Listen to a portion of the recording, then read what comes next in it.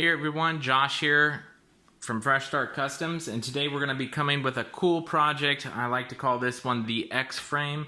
As you can see, it's self-implied. It kind of looks like an X on top of the actual background here. This one I chose to stay with a car theme. Obviously, I'm not sure if I'm going to actually include the photos itself in here, since it's just going to be the frame that's the project.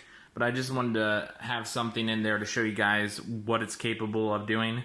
And I wanted to go over options, like different options that you could actually do with this, like different customizations. Obviously, I chose to keep this walnut color and a lighter maple color here. The reason why is I was going for that overall car theme where it's like the nice creamy colored seats and then the walnut like dashboards. So that would be the overall vibe that I would get from this kind of car here. And then I went with the overall concept of drawing something out to actually having the project completed. So I kind of went with that, how I do with my designs. So I kind of based that off of a car concept here too.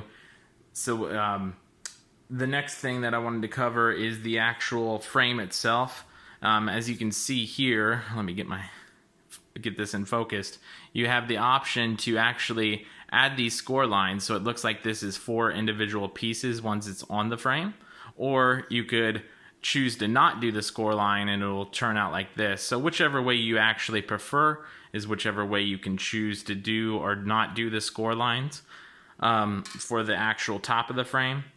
Now I've got this other score line on the bottom of the frame. It's the same thing here. I don't have any of this glued.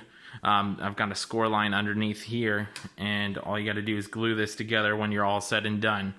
The reason why that score line is there, obviously you're wondering, well, it just matches up to the 4 corners. What's the point of that score line? Well, the point of that score line is you can actually put a real photo in here. You can just not engrave anything in the center, glue this down with an actual photo, and this is meant by 4x6 with this score line, and this one is an 8x10 with that score line.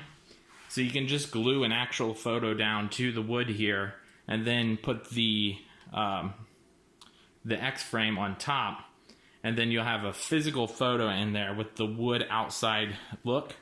Obviously, that'll be a 1 use per photo because you have to glue the photo down. But that would be a really cool effect here for the overall look of the frame. So that's an option too. So there's so many different options that you can do, and so many different color variations too that makes it easy. So kind of like right here, I colored in the gauges here with a wood stain. The way that you do this is you leave all your masking tape on except for the areas that you want to stain. So in this case, I took these areas off and left the FSC and the outside on, stained that, and then I pulled the rest off after it dried.